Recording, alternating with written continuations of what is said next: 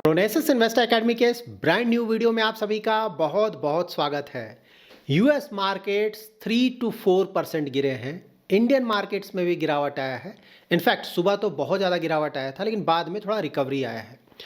तो ऐसा क्या हो गया कि वर्ल्ड वाइड मार्केट्स में प्रॉब्लम है, खासकर यूएस मार्केट्स में और to some extent Indian markets में, और जिस कारण ये गिरावट हुआ है, क्या उसके कारण फ्यूचर में मार्केट और भी ज़्यादा गिर सकता है? जानेंगे ये सभी कुछ डिटेल में इस वीडियो में। इन्फॉर्मेटिव वीडियो है, पूरा देखिए। पसंद आए तो लाइक और शेयर करें। पहली बार हमारे यूट्यूब चैनल पे आए हैं तो चैनल को जरूर सब्सक्राइब करें। सबसे पहले जान लेते हैं कि यूएस में ऐसा हुआ क्या है। तो देखिए, यूएस में फेड रिजर्व जो कि वहाँ का सेंट्रल बैंक है, उसने कल 25 बेसिस पॉइंट का इंटरेस्ट रेट कट किया है। तो आप बोलेंगे इसमें बड़ी बात क्या है, मतलब हम तो काफ़ी समय से इस यूट्यूब चैनल में भी ये डिस्कस कर रहे हैं। इनफैक्ट ज़्यादातर लोगों ने यही एक्सपेक्ट किया था कि 25 बेसिस पॉइंट का रेट कट होगा। तो जब ज़्यादातर लोगों को पता है तो मार्केट तो ऑलरेडी डिस्काउंट करके रखा हुआ था, तो इस कारण तो ऑफकोर्स मार्केट नहीं गिरेगा ना। ऑफकोर्स ये तो पॉजिटिव न्यूज़ है, इंटरेस्ट रेट कट। तो मार्केट गिरा क्यों?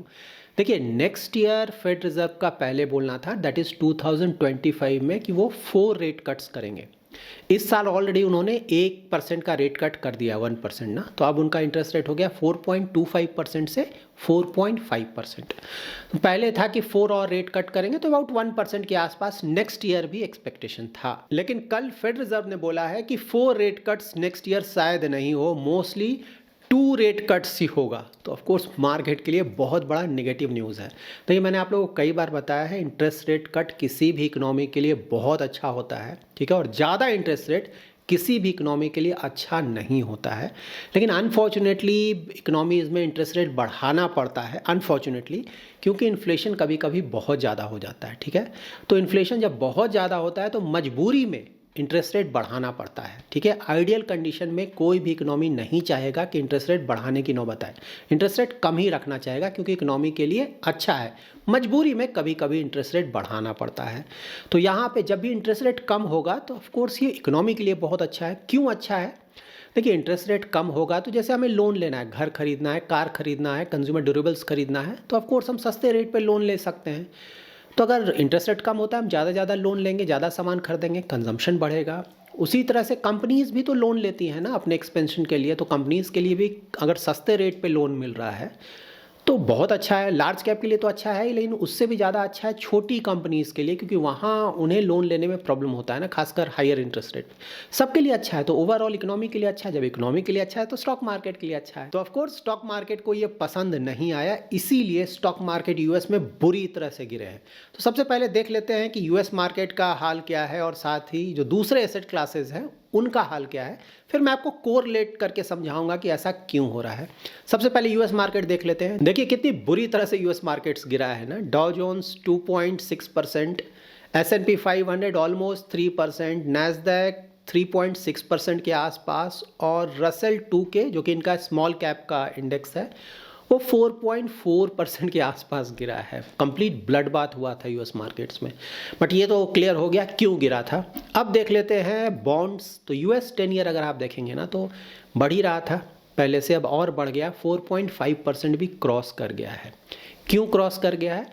क्योंकि इंटरेस्ट रेट कम कट होगा ना। इंटरेस्ट रेट कट होगा तो ऑफकोर्स बॉन्ड यील्ड भी धीरे धीरे, इंटरेस्ट रेट नीचे आएंगे तो बॉन्ड यील्ड भी आपके कम होंगे। जब आप बोलोगे कि नहीं, अब इंटरेस्ट रेट पहले जितना बोल रहा था उतना मैं कट नहीं करूंगा, तो ऑफकोर्स बॉन्ड मार्केट के लिए नेगेटिव है ना। इंटरेस्ट रेट ऊपर जा रहा है यहाँ से, तो इसीलिए बढ़ गया। गोल्ड देख लेते हैं। गोल्ड भी गिरा है। गोल्ड क्यों गिर रहा है? तो गोल्ड गिरने का रीज़न ये है कि देखिए, अगर इंटरेस्ट रेट कम होंगे, मतलब आप जैसे एफडी करने जा रहे हैं, आपको कम इंटरेस्ट मिल रहा है वहाँ, तो आप देखेंगे अरे यार यहाँ पे इंटरेस्ट बहुत कम मिल रहा है, कहीं और इन्वेस्ट कर देते हैं। तो एक ऑप्शन गोल्ड भी आएगा वहाँ पे कि चलो गोल्ड में इन्वेस्ट कर देते हैं थोड़ा सा, ठीक है। लेकिन यहाँ पे जब इंटरेस्ट रेट कट कम होगा, मतलब इंटरेस्ट रेट थोड़ा ज़्यादा ही होगा, तो ऑफकोर्स आप कहेंगे नहीं ठीक है, यहाँ तो इंटरेस्ट रेट ठीक ठाक मिल रहा है एफडी में, इसी में डाल देते हैं, गोल्ड बाद में देखते हैं या फिर छोड़ देते हैं। इसीलिए जब मार्केट को लगा कि इंटरेस्ट रेट कट कम होगा तो गोल्ड का भी उस पर नेगेटिव असर पड़ा और गोल्ड गिरा है। ब्रेंट क्रूड ऑयल का प्राइस देखे भी तो नीचे गया है। तो ऑयल का प्राइस क्यों नीचे जा रहा है? अगेन, इंटरेस्ट रेट कट होगा तो इकोनॉमी के लिए बहुत अच्छा है। इकोनॉमी अच्छा करेगा तो ऑयल का डिमांड बढ़ेगा। तो यहाँ पे ऑफकोर्स अगर इकोनॉमी में इंटरेस्ट रेट कम होगा तो नेगेटिव है ऑयल के लिए। इसीलिए यहाँ पे ब्रेंट क्रूड का प्राइस देखें ना, $73 पर बैरल से भी नीचे आ चुका है। यूएस डॉलर्स का परफॉर्मेंस दिखेंगे तो दूसरे करेंसीज के मुकाबले तेजी से ऊपर गया है, तो स्ट्रांग हो रहा है। क्यों स्ट्रांग हो रहा है? अगेन रेट कट अगर आप कम करेंगे, आपके यहाँ इंटरेस्ट रेट ज़्यादा होगा, तो ऑफ कोर्स आपके यहाँ से पैसा ज़्यादा बाहर नहीं निकलेगा, और बाकी जो बाहर भी पैसा वो भी थोड़ा बहुत पैसा और इनफैक्ट वापस आएगा। तो इसीलिए, और पैसा अगर ज़्यादा ज़्यादा आपके देश में आ रहा है तो आपका करेंसी स्ट्रांग होगा, तो इसीलिए डॉलर स्ट्रांग हुआ है। यूएस डॉलर्स के मुकाबले अगर आप हमारा करेंसी देखेंगे, दैट इज़ रुपी, तो वो तो 85 से भी नीचे गिर गया है। तो देखिए रुपी जो भी गिर रहा है उसके दो मेन रीजंस है। एक तो ऑफकोर्स डॉलर, मैंने आपको बताया ना, क्योंकि स्ट्रांग हो रहा है। तो वर्ल्ड में जितने भी मेजर करेंसीज हैं उसके मुकाबले डॉलर लगातार स्ट्रांग हो रहा है। तो अगर डॉलर स्ट्रांग होगा तो ऑफकोर्स आपका करेंसी थोड़ा वीक होगा। और दूसरा एफआईआईज भी ना, वो भी कभी कभी खरीद रहे हैं, कभी बेच रहे हैं, तो जब भी वो बेचते हैं उसके कारण भी रुपये पे प्रेशर पड़ता है। तो ये मेन रीजंस हैं, उसी के कारण यहाँ से अगर यही सब चलता रहा तो आपको थोड़ा बहुत और भी आप देखेंगे रुपये यहाँ से और भी ज़्यादा थोड़ा बहुत गिर जाएगा। इनफैक्ट गिरावट और भी ज़्यादा हो सकता है, लेकिन रिजर्व बैंक ऑफ इंडिया है ना, वो गिरावट ज़्यादा होने नहीं देता है, क्योंकि वो डॉलर बेचता है जब भी इस तरह का प्रॉब्लम होता है। तो जब आप ज़्यादा डॉलर बेचोगे तो उसके कारण जो डिप्रिसिएशन है रुपये का ना, वो काफ़ी हद तक रुक जाता है। तो इसीलिए अगर आप हमारा फॉरेक्स रिजर्व देखेंगे ना पहले के मुकाबले, तो ऑलमोस्ट 50 बिलियन यूएस डॉलर्स कम हो गया। क्यों कम हो रहा है? इसीलिए क्योंकि आरबीआई को इंटरवीन करना पड़ रहा है मार्केट में, ताकि हमारा रुपये बहुत ज़्यादा डिप्रिसिएट नहीं करे। और इनफैक्ट अगर आप ज़्यादातर करेंसीज के मुकाबले रुपये का डिप्रिसिएशन देखेंगे ना वर्ल्ड वाइड, तो डॉलर के मुकाबले रिलेटिवली मैं बोल रहा हूँ गिरा है, लेकिन डॉलर के मुकाबले दूसरे करेंसीज के मुकाबले हम काफ़ी कम गिरे हैं। नाउ हम समझ लेते हैं कि फेड रिजर्व ने ऐसा क्यों बोला कि नेक्स्ट ईयर दैट इज 2025 में हम 4 रेट कट्स नहीं करेंगे, सिर्फ 2 रेट कट ही करेंगे। और वो भी उन्होंने ये भी बोला है कि सब कुछ डेटा डिपेंडेंट होगा, ऑफकोर्स जैसा डेटा आएगा उसके बेसिस पे डिसाइड करेंगे, बट हाँ मोस्टली अभी 2 रेट कट की बात वो बोल रहे हैं। ऐसा क्यों बोला उन्होंने? तो देखिए इसका सिर्फ एकमात्र रीज़न है, वो है ट्रंप। ट्रंप क्या करने जा रहे हैं? तो ट्रंप एक तो बोल रहे हैं कि मैं टैरिफ्स लगाऊंगा, जैसे चाइना के पीछे तो वो हैं ही हैं, चाइना पे तो बोल रहे हैं बहुत ज़्यादा लगाएंगे, उसके साथ साथ मैक्सिको और कनाडा पे भी अच्छा खासा टैरिफ लगेगा, ये बोल रहे हैं। और उसके अलावा जो दूसरे कंट्रीज़ हैं इंक्लूडिंग इंडिया, वहाँ भी थोड़ा बहुत टैरिफ लग सकता है, ठीक है, नंबर 1। सेकेंड वो बोल रहे हैं टैक्स कट्स करेंगे, HNI का टैक्स कट होगा, कॉर्पोरेट टैक्स कट होगा, तो ये दूसरा है। और इसके अलावा इमिग्रेशन को लेकर भी वो बोल रहे हैं कि बहुत लोगों को मैं अमेरिका में नहीं आने दूंगा, इस तरह से उनका स्टेटमेंट आ रहा है। तो देखिए पहला दोनों जो हमने रीज़न डिस्कस किया ना, एक तो जब आप टैरिफ बहुत ज़्यादा लगा देंगे तो ऑफकोर्स टैरिफ लगाने का मतलब क्या हुआ कि जब आपके देश में कोई सामान आ रहा है ना, मान लीजिए 100 रुपीज़ का सामान है, आपने 20% का टैरिफ लगा दिया, तो 100 रुपीज़ का सामान अब आपके देश में 120 पे बिकने लगेगा, 20 रुपीज़ का प्राइस बढ़ गया। तो जब सामान का प्राइस बढ़ेगा तो उससे इन्फ्लेशन बढ़ेगा, नंबर 1। नंबर 2, जब आप टैक्स कट्स करेंगे तो देखिए टैक्स कट ओवरऑल इकोनॉमी के लिए शॉर्ट टर्म में तो बहुत अच्छा है, ठीक है, बहुत अच्छा है ना, क्योंकि कंजम्पशन बढ़ेगा। टैक्स कट करेंगे, अगेन कंजम्पशन होगा, क्योंकि हम ज़्यादा लोन लेंगे, ज़्यादा सामान खरीदेंगे, कंपनीज़ के लिए बहुत अच्छा है, तो ओवरऑल इकोनॉमी के लिए अच्छा है। इसीलिए यूएस स्टॉक मार्केट का परफॉर्मेंस देखेंगे तो अच्छा चल रहा है, और नेक्स्ट ईयर उम्मीद किया जा रहा है कि परफॉर्मेंस ठीक ठाक रहेगा, ठीक है। एग्जैक्टली क्या होगा नेक्स्ट ईयर पता चलेगा, लेकिन हाँ उम्मीद किया जा रहा है इसी के कारण। लेकिन हाँ टैक्स कट जब आप करोगे, कंजम्पशन ज़्यादा होगा, तो इन्फ्लेशन आपका बढ़ेगा ना। अगर आप सप्लाई वहीं पे है, डिमांड लगातार बढ़ रहा है, तो इन्फ्लेशन बढ़ेगा, ठीक है। तो ये प्रॉब्लम है। तो दोनों ही रीज़न से उम्मीद है कि इन्फ्लेशन इनका थोड़ा बढ़कर रहेगा यूएस में, ठीक है। तो इसीलिए इसी कारण से फेड रिजर्व ने थोड़ा सेफ्टी प्रिकॉशन लिया है, ठीक है। वो पहले ही से टोन सेट कर देना चाहते हैं, क्योंकि ट्रंप आएंगे, आपको पता है वो कैसे काम करते हैं, वो बोलेंगे नहीं रेट कट करो करो करो करो, ठीक है। तो यूएस सेंट्रल बैंक ने पहले ही इंडिकेशन दे दिया है कि देखिए हम सिर्फ 2 रेट कट ही सोच रहे हैं, तो ये मान के चल रहे हैं अगर बहुत ज़्यादा प्रेशर डाला तो 1 रेट कट और कर देंगे। बट हाँ मोस्टली इन्फ्लेशन फ्रंट पे उन्हें डर लग रहा है, क्योंकि इन्फ्लेशन अभी भी देखेंगे तो ज़्यादा है ना, मतलब उनका टारगेट 2% इन्फ्लेशन का है, अभी भी 2.7 के आसपास चल रहा है, तो इन्फ्लेशन तो अभी भी ज़्यादा है, घटा है नहीं, ठीक है। लेकिन हाँ उम्मीद है कि आने वाले समय में थोड़ा और घटेगा, लेकिन ट्रंप जो बोल रहे हैं अगर वो करने लगेंगे तो फिर इन्फ्लेशन थोड़ा ज़्यादा ही रहेगा ना। और इन्फ्लेशन अगर थोड़ा ज़्यादा रहता है तो आप रेट कट ज़्यादा नहीं कर पाएंगे, तो आपको इंटरेस्ट रेट थोड़ा ऊपर ही रखना पड़ेगा। यहाँ पे एक मेजर प्रॉब्लम क्या है यूएस के साथ, इनका डेट, मैंने कई बार डिस्कस किया। ओवरऑल डेट अगर आप यूएस का देखेंगे 35.5 ट्रिलियन यूएस डॉलर्स, ठीक है। अब यहाँ पे आप मतलब टैक्स कट अगर आप बोल रहे हैं ना, टैक्स कट करेंगे तो ऑफकोर्स इन्फ्लेशन थोड़ा ऊपर जाएगा, इकोनॉमी के लिए अच्छा है, अगेन मैं रिपीट कर रहा हूँ, लेकिन उससे इन्फ्लेशन का एक रिस्क है। दूसरा रिस्क क्या है कि भाई सरकार के रेवेन्यूज़ थोड़े कम होने के डर है ना, वहाँ पे अगर आप टैक्स कट करेंगे तो सरकार का रेवेन्यू थोड़ा कम हो सकता है, होगा नहीं होगा वो एग्जैक्टली पता चलेगा, कितना होता है क्या होता है उसके अनुसार। लेकिन हाँ, थ्योरेटिकली अगर देखें तो बिल्कुल शॉर्ट टर्म में तो बिल्कुल ये लगता है कि भाई रेवेन्यूज़ कम हो जाएंगे। रेवेन्यूज़ कम होंगे तो सरकार को और भी ज़्यादा डेट इशू करना पड़ेगा, क्योंकि देश तो चलाना है।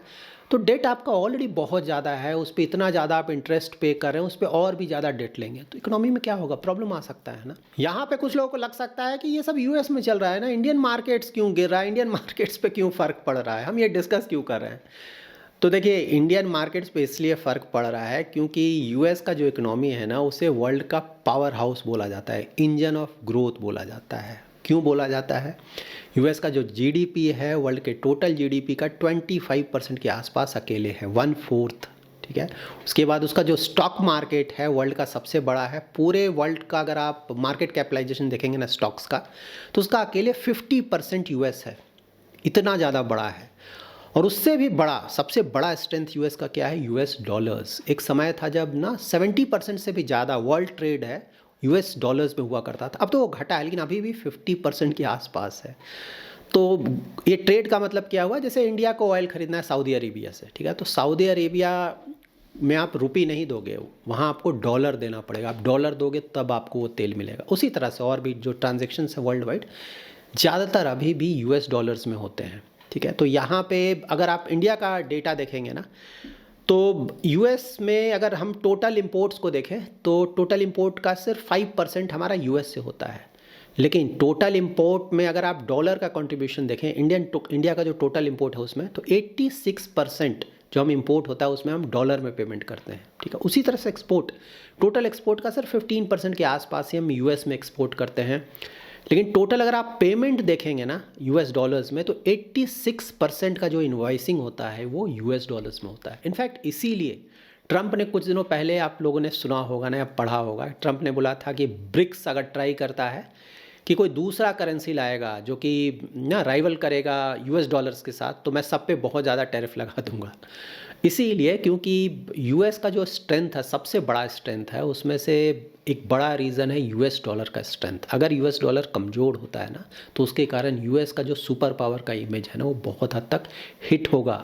क्योंकि यूएस डॉलर स्ट्रांग है, इसीलिए यूएस में जो भी डेट है ना, इतना ज़्यादा डेट है, उस डेट में फॉरेन के जो सेंट्रल बैंक्स हैं ना, फॉरेन कंट्रीज़ हैं, वो अपना इन्वेस्टमेंट करते हैं। जापान का आप चेक कीजिए, बहुत ज़्यादा इन्वेस्टमेंट है। चाइना का तो बहुत ज़्यादा इन्वेस्टमेंट हुआ करता था, पहले से कम किया है लेकिन अभी भी इन्वेस्टमेंट है। इंडिया का भी वहाँ पे इन्वेस्टमेंट, इनफैक्ट वर्ल्ड के ज़्यादातर कंट्रीज़ का उनका जो फॉरेक्स रिजर्व होता है ना, उसका एक अच्छा खासा इन्वेस्टमेंट यूएस के डेट में इन्वेस्टमेंट होता है, वहाँ के गवर्नमेंट सिक्योरिटीज़ में, क्योंकि उसे सबसे ज़्यादा सेफ माना जाता है। और यही स्ट्रेंथ है यूएस का, इसी स्ट्रेंथ के कारण वो इतना ज़्यादा डेट लेकर भी मज़े में है, क्योंकि फ्यूचर में उन्हें लग रहा है कि हम और भी डेट आराम से रेस कर सकते हैं, क्योंकि सारे लोग रेडी हैं हमारे यहाँ इन्वेस्टमेंट करने के लिए, ठीक है। लेकिन डॉलर अगर वीक हुआ तो ये प्रॉब्लम में आ जाएंगे यूएस। इसीलिए मैं बोलता हूँ ना, कुछ सालों के बाद यूएस में बिल्कुल प्रॉब्लम आ जाएगा, नियर फ्यूचर में शायद ना आए, देखना होगा एग्जैक्टली 5 ईयर्स 10 ईयर्स कब आता है, लेकिन प्रॉब्लम में यूएस भी आएगा। नाउ हम जान लेते हैं कि इंडियन इकोनॉमी में फिलहाल क्या चल रहा है। तो देखिए, हालात तो बिल्कुल ख़राब थे ना, सेकेंड क्वार्टर का अर्निंग ग्रोथ बहुत ख़राब था, जीडीपी ग्रोथ बहुत ख़राब था, ज़्यादातर डेटा ही बहुत ख़राब था, इसीलिए स्टॉक मार्केट गिरा भी, एफआईआईज ने बहुत पैसा भी निकाला, बहुत ज़्यादा निगेटिविटी। लेकिन देखिए, वो तो पास्ट हो चुका है, स्टॉक मार्केट पास्ट पे तो जाता नहीं है, वो देखता है अभी क्या चल रहा है, फ्यूचर में क्या आने वाला है, ठीक है। तो अभी क्या चल रहा है, तो अभी देखिए बहुत सारे पॉजिटिव न्यूज़ हैं जो कि हमें डिस्कस करना चाहिए। इन्फ्लेशन 6.2% से 5.5% आ गया है। उससे बड़ी बात है, फूड इन्फ्लेशन कम होना शुरू हो गया है, क्योंकि मानसून इस बार अच्छा था, तो इन्फ्लेशन आने वाले महीनों में और भी ज़्यादा कम होगा। इन्फ्लेशन अगर कम होता रहता है, फरवरी में इंडिया में भी रेट कट आप एक्सपेक्ट कर सकते हैं, जो कि बहुत बड़ा न्यूज़ है, ठीक है। तो स्टॉक मार्केट रेट कट होने का वेट नहीं करेगा, वो सिर्फ इन्फ्लेशन फिगर देखेगा। मान लीजिए दिसंबर का फिगर और थोड़ा कम आता है, जैन का थोड़ा और कम आता है, स्टॉक मार्केट उसे पॉजिटिवली लेगा और पॉजिटिवली रिएक्ट भी करेगा, ये हमें ध्यान में रखना है। उसके बाद कुछ डेटा पॉइंट्स आए हैं, तो अगर आप एडवांस टैक्स कलेक्शंस का डेटा देखेंगे तो 17% से बढ़ा है थर्ड क्वार्टर का एडवांस टैक्स पेमेंट।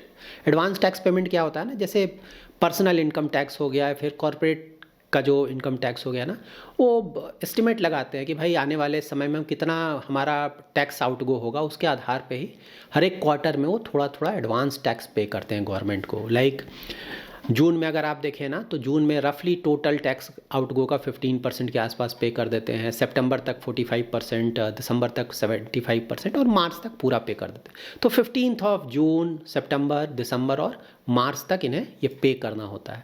तो वो 17% से बढ़ा है थर्ड क्वार्टर में, 17% के आसपास, जो कि बहुत अच्छा फिगर है। तो ये भी ऑफकोर्स इंडिकेट करता है कि चीज़ों में इम्प्रूवमेंट आ रहा है। इसके अलावा HSBC का PMI डेटा देखेंगे तो ये डेटा S&P ग्लोबल कंपाइल करता है। तो इसमें HSB flash India composite output index, तो इसमें मैन्युफैक्चरिंग और सर्विसेज दोनों आते हैं, उसको अगर आप देखेंगे तो ये 4th मंथ हाई पे है, मतलब 60.7, 50 प्लस मतलब कि ग्रोथ हो रहा है, 50 से नीचे आएगा मतलब कॉन्ट्रैक्ट कर रहा है। अगर आप इसे ब्रेक डाउन करके देखेंगे लाइक मैन्युफैक्चरिंग PMI इंडेक्स, तो ये 57.4 का आया है, पहले ये 56.5 था, तो मैन्युफैक्चरिंग में ग्रोथ शो हो रहा है। सर्विसेज भी देखेंगे तो पहले 58.4 था, जो कि बढ़कर अब 60.8 हो गया है, यहाँ भी ग्रोथ है। तो देखिए इन्फ्लेशन फ्रंट पे भी पॉजिटिविटी दिख रहा है, मैन्युफैक्चरिंग सर्विसेज में भी पॉजिटिविटी दिख रहा है।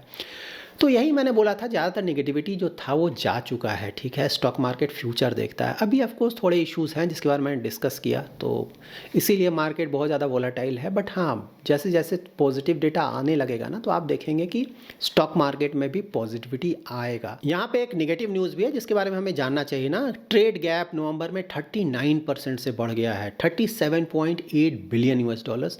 ये उसका बहुत बड़ा रीज़न था गोल्ड का इम्पोर्ट ना, 331% बढ़ गया है। इसका बहुत बड़ा रीज़न ऑफ कोर्स नवंबर, आपको पता है ना, शादी का सीज़न होता है। लेकिन हाँ, यहाँ पे थोड़ा कन्फ्यूजन भी हो रहा है बाद में, मतलब कुछ ऐसे रिपोर्ट्स आए हैं कि कहीं गोल्ड का जो इंपोर्ट है उसे 2 बार तो गलती से कैलकुलेट नहीं कर दिया गया, जिसके कारण गोल्ड इंपोर्ट का फिगर बहुत ज़्यादा बढ़ गया। तो ऑफकोर्स वो क्रॉस चेक कर रहे हैं, तो कुछ दिनों में हमें पता भी चल जाएगा। बट हाँ, मोस्टली ये एक नेगेटिव न्यूज़ है ऑफकोर्स, और गोल्ड इंपोर्ट के कारण मोस्टली ऐसा हुआ है। और ऑफकोर्स यहाँ पे एक्सपोर्ट आपका थोड़ा कम होगा, इंपोर्ट थोड़ा ज़्यादा बढ़ जाएगा, तो ट्रेड गैप आपका बढ़ेगा। तो ये एक नेगेटिव न्यूज़ है। देखिए यहाँ पे एक चीज़ मैं आप लोगों को बिल्कुल बताऊंगा ना कि देखिए, आपको जब भी आप किसी का भी यूट्यूब चैनल वॉच कर रहे हैं या फिर कमेंट्री आप वॉच कर रहे हैं ना किसी भी एक्सपर्ट का, तो आप हमेशा ध्यान में रखें ना कि आपको उन लोगों से सतर्क रहना है, क्योंकि क्वेरी में आप लोगों ने ये लिखा था इसीलिए मैं मेंशन कर रहा हूँ। उन लोगों से सतर्क रहना है जो कि जिन्हें मार्केट का बहुत अच्छा नॉलेज है लेकिन इंटेंशंस अच्छे नहीं हैं। तो इसका मतलब क्या हुआ कि देखिए, मार्केट में पॉजिटिव और निगेटिव दोनों होता है, ठीक है।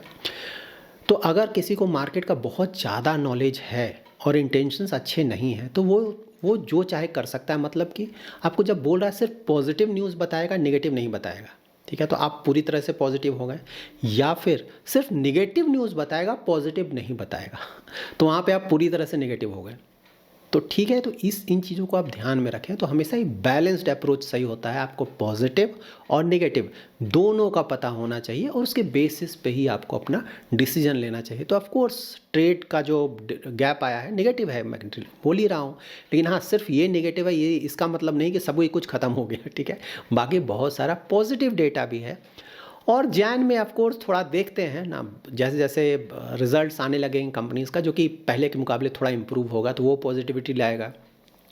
उसके बाद FIIs ने ऑलरेडी बहुत कुछ बेच दिया है ना, अक्टूबर में बेच दिया, नवंबर में बेच दिया, दिसंबर में तो फाइनली थोड़ा पॉजिटिव दिख रहा है। ओवरऑल फिगर अगर आप देखें, अभी भी कभी कभी बेच रहे हैं लेकिन ओवरऑल पॉजिटिव फिगर है। और वैल्यूएशंस भी पहले से थोड़ा अट्रैक्टिव हुआ है, लेकिन अभी भी मिड कैप स्मॉल कैप तो अभी भी ज़्यादा है। लेकिन हाँ, लेट्स सी हमारे अर्निंग ग्रोथ कैसा आता है नेक्स्ट क्वार्टर का, जो कि पहले से ऑफ कोर्स इम्प्रूव होगा। इन्फ्लेशन कम होगा तो इंटरेस्ट रेट कट के चांसेस बढ़ेंगे। फिर बजट आने वाला है नेक्स्ट ईयर, बजट भी मोस्टली गवर्नमेंट भी देख रहा है कि भाई प्रॉब्लम चल रहा है इकोनॉमी में, तो वो भी ट्राई करेगा कि बजट थोड़ा और अच्छा लाए, तो वो भी एक पॉजिटिविटी लाएगा ओवरऑल। तो देखिए, यही है कि जो सेकंड हाफ होगा ना, मोस्टली ऐसा लग रहा है कि पहले के मुकाबले बहुत अच्छा इम्प्रूवमेंट देखने को मिलेगा। और जो थोड़ा बहुत कसर बच जाएगा वो नेक्स्ट ईयर से मोस्टली आप देखेंगे इंटरेस्ट रेट भी कट होना स्टार्ट हो जाएगा, तो वहाँ से और भी ज़्यादा इंप्रूवमेंट देखने को मिल सकता है। बट देन स्टॉक मार्केट है, यू नेवर नो। तो आपका जो भी रिस्क प्रोफाइल है, इन्वेस्टमेंट होराइजन है, उसको ध्यान में रखकर लॉन्ग टर्म इन्वेस्टमेंट करना है। शॉर्ट टर्म से तो एनी हमें ज़्यादा लेना देना है नहीं, लेकिन हाँ, ऑफ कोर्स हम मार्केट में अपने हार्ड एंड मनी हम इन्वेस्ट करें तो हमें पता होना चाहिए कि मार्केट में चल क्या रहा है। So that's it in this video. अगर आपको ये वीडियो पसंद आया है तो जरूर लाइक एंड शेयर करें। पहली बार हमारे यूट्यूब चैनल पर आए हैं तो चैनल को जरूर सब्सक्राइब करें। Thanks lot for watching.